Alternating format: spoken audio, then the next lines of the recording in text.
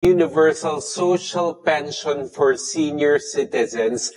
Bakit po todo ang suporta ng NCSC para dito at ano po yung pangunahing benepisyo nito para sa ating mga senior citizens? Bago tayo magpatuloy, huwag kalimutang mag-subscribe sa aking channel.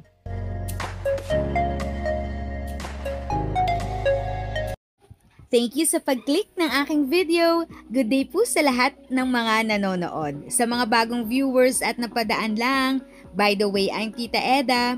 Welcome to my channel.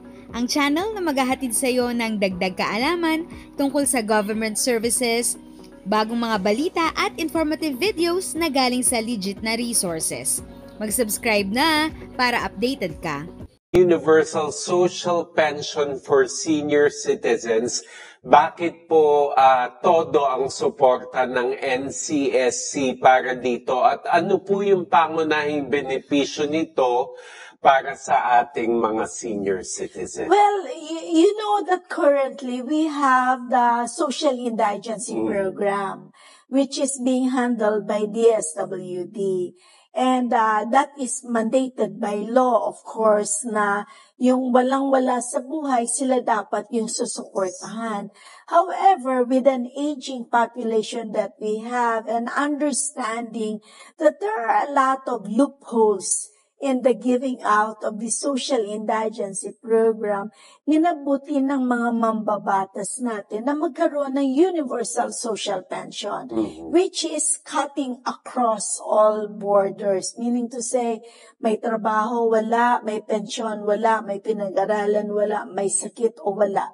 That you should be able to give, to be provided for. Una. Pangalawa, naniniwala kami na kapag may perang hinahawakan ng ating mga nakatatanda, nakakatulong din sa ekonomiya dahil meron silang panggastos.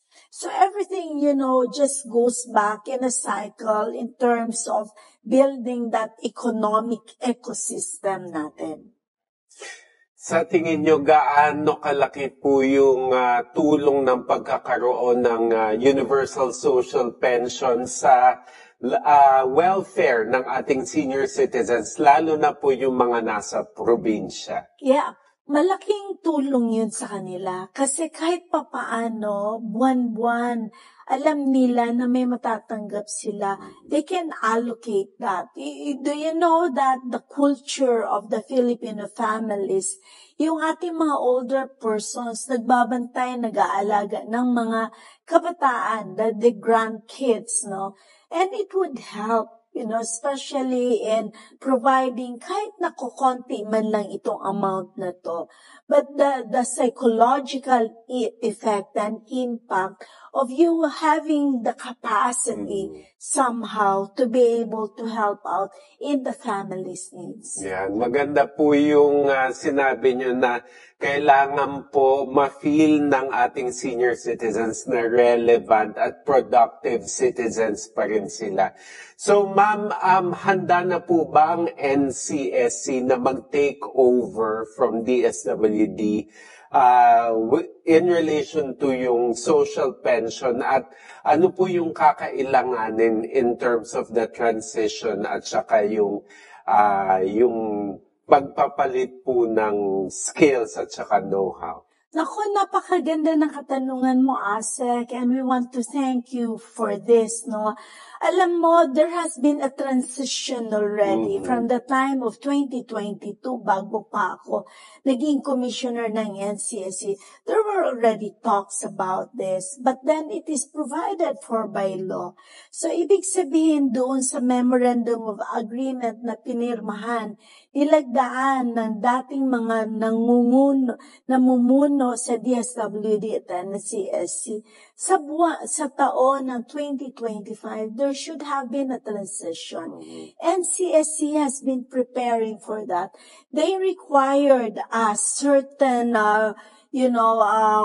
qualifiers na dapat ma-comply namin for the transition.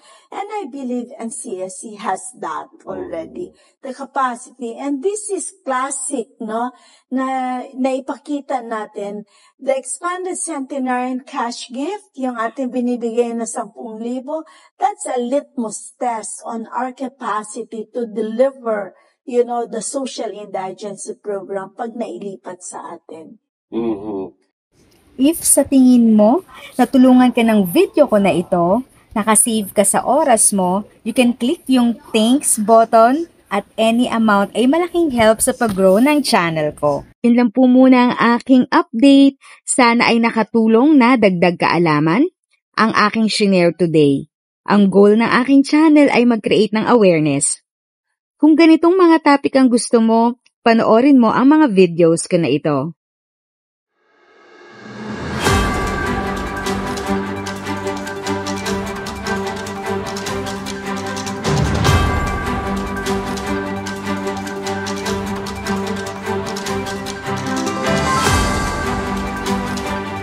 Thanks for watching! Kung may kapamilya, kaibigan o kakilala sa tingin mo ay magiging interesado sa video, please share or tag sila sa comment section. At syempre, if nagustuhan mo ang video, i-like mo na ito at subscribe ka na din. As always, feel free to write your questions, comments, and opinions respectfully. And continue to be a blessing and stay safe!